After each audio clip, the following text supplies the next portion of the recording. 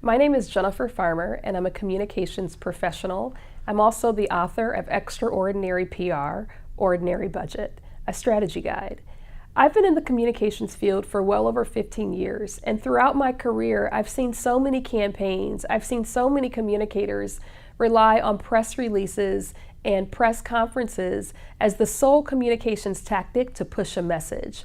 But I'm here to tell you that if you limit your communications outreach, or if you over-rely on press conferences and press releases, you're probably missing out on the universe of possibilities in terms of sharing your story. One often overlooked strategy is editorial board meetings. And when I say editorial board meetings, let me share what I mean. So newspapers and media outlets are comprised of at least two departments. The one department is the news department. Another major department is the editorial department. The news department, they report the news without bias, without opinion. At least that's what we hope that they will do. The editorial department, on the other hand, their job is to issue opinions. And the editorial department represents the views of the publisher of the paper, or the owner of an outlet, as well as its senior editors or senior leadership team. One of the reasons that I recommend editorial board meetings is because if you think about any myriad of issues that are in the public domain, so gun violence, mass incarcerations, strategies to end the school-to-prison pipeline, the consequences of police in schools, universal health care. Even candidates, when they run for elected office, papers will weigh in and they'll issue an editorial on whether or not that candidate is best suited, or the candidate who they think would be best suited for a position. The problem is, if you just focus on engaging reporters and engaging producers about your issue, you're overlooking an important component, an important influencer for your campaign. So what I recommend is that you, go ahead and engage reporters and producers, but also engage the editorial department. As I was saying before, for any major issue, there's a strong likelihood that the editorial page is going to issue an editorial on that issue.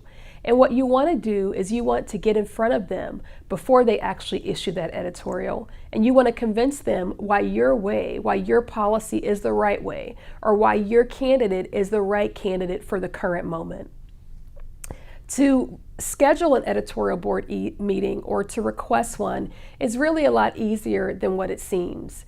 You basically want to go to the opinion section of a newspaper or a media outlet, and you want to see who the editorial page editor is for that publication.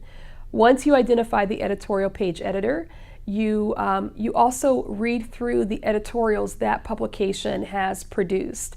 And what you're looking for is whether or not there's a reasonable chance that you can convince the editorial board to see things your way.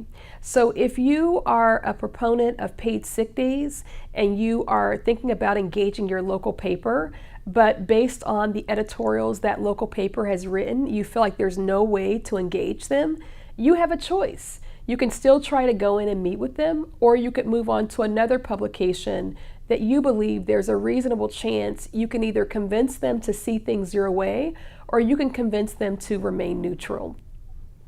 The other benefit of editorial boards is that when you meet with an editorial board, a lot of times the editorial page editor will invite reporters to be a part of the conversation.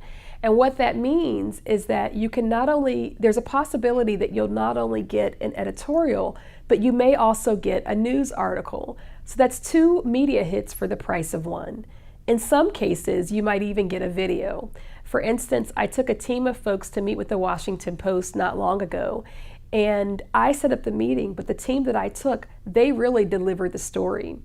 And after our meeting with the Washington Post editorial board, the Washington Post invited us to write an op-ed on our issue, but then they also produced a video summarizing our issue. So we had one meeting that lasted 1 hour, and from that 1 hour, we received an op-ed, and then we also received a video.